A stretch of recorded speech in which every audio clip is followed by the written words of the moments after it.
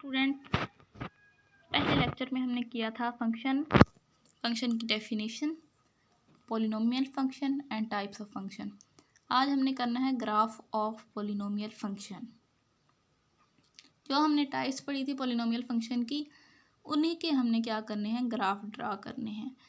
Graph of polynomial function में क्या होता है, the graph of P of x depend upon its degree, कि किस चीज़ पे ग्राफ डिपेंड करता है, इसकी डिग्री पे डिपेंड करता है।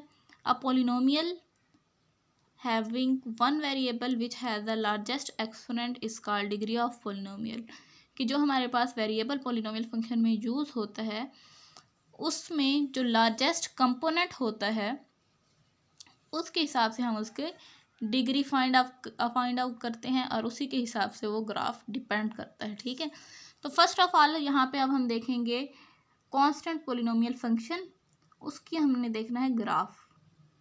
सबसे पहले हमारे पास यहाँ पे है constant polynomial function. Constant polynomial function जैसा कि हमने पिछली वीडियो में देखा था, स्टैंडर्ड फॉर्म हमारे पास थी p of x equal to a into a x of zero. यहाँ पे डिग्री, यहाँ पे वेरिएबल की क्या है, ज़ीरो है, विद डिग्री ज़ीरो। इसका ग्राफ जो होगा वो क्या होगा, horizontal line indicate that the output of the function is constant, कि जो फंक्शन की आउटपुट है वो कांस्टेंट है। It does not depend on the input, ये इनपुट पे डिपेंड नहीं करती। यहाँ पे जस्ट वन वेरिएबल है और उस वेरिएबल की डिग्री जो है वो क्या है, ज़ीरो है, यानी इसकी पावर क्या है, ज़ीरो है। तो यहाँ पे जो आउटपुट है वो कांस्टेंट है, इनपुट पे डिपेंड नहीं कर रही। फॉर एग्जांपल हमारे पास y इक्वल टू 4, या आप कह सकते हैं कि यहाँ पे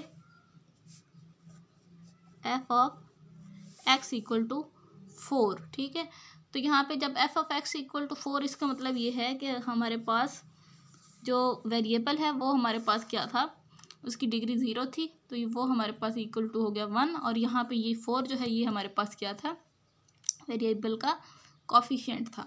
तो y इक्वल टू 4 जो है वो हमारा ग्राफ कुछ इस तरह से बनेगा। एक्स एक्सिस जो है वो हॉरिजेंटली ड्रा करना है, वाई एक्सिस जो है वो वर्टिकली ड्रा करेंगे। तो y इक्वल टू 4 जो है वो हमारे पास इस तरह से एक स्ट्रेट लाइन की फॉर्म में आ जाएगा। ये हमारे पास क्या है, आउटपुट जो इसकी है वो कांस्टेंट आएगी। ये हमारे पास क्या है, कांस्टेंट पॉलिनोमियल फंक्शन है, क्योंकि यहाँ पे एक जो फंक्शन हमारे पास बचता है वो एक कांस्टेंट होता है।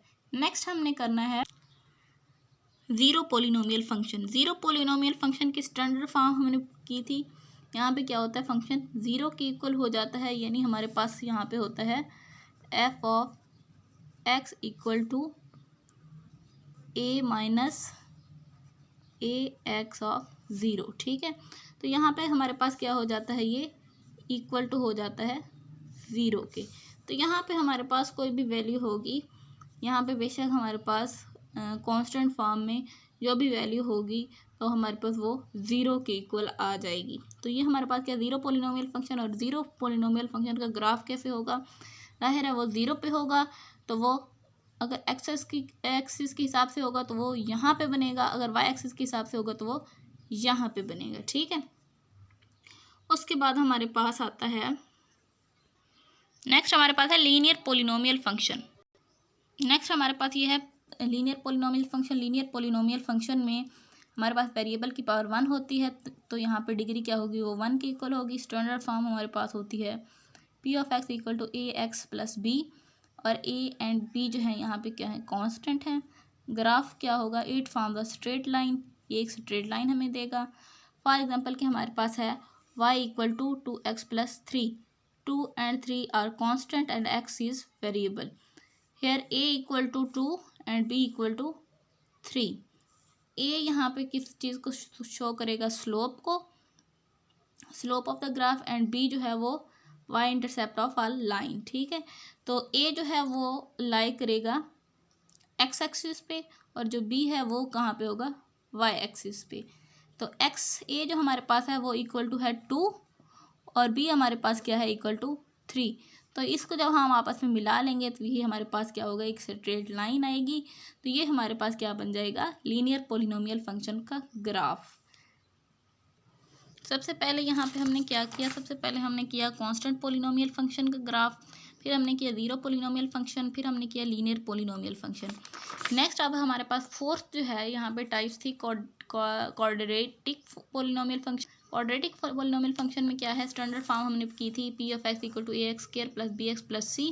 यहाँ पे a b c are constant और एक्स स्क्वायर यहाँ पे क्या है, एक्स स्क्वायर और एक्स यहाँ पे वेरिएबल्स हैं, यहाँ पे एक्स स्क्वायर है, मतलब ये क्वाड्रेटिक इक्वेशन है, क्वाड्रेटिक पोलिनोमियल फंक्शन है। इसका ग्राफ जो होगा वो क्या होगा, अब parabola is a curve, parabolic form में इसका ग्राफ होगा। फर्स्ट ऑफ ऑल जो हमने किया कांस्टेंट पोलिनोमियल फंक्शन वो सिंपल ग्राफ था, उसके बाद ज़ीरो पोलिनोमियल फंक्शन उसका ग्राफ ज़ीरो एक्सिस पे होगा। उसके बाद थर्ड जो हमने किया लीनियर, तो वो एक स्ट्रेट लाइन शो कर रहा था। अब जो हमारे पास है क्वाड्रेटिक पोलिनोमियल फंक्शन, उसमें हमारे पास जो ग्राफ होगा वो पैराबोलिक फॉर्म में होगा।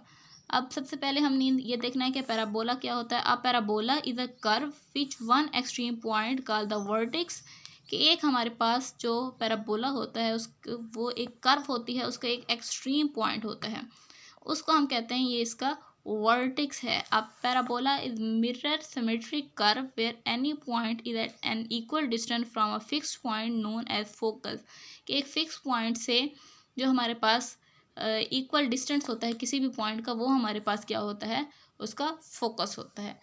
अब यहाँ पे तो ये थोड़ा सा नोट करना है कि whether the parabola is facing upward और डाउनवर्ड, कि पैराबोला का फेस अपवर्ड होगा या डाउनवर्ड होगा, डाउनवर्ड फेस कब होगा और अपवर्ड फेस कब होगा।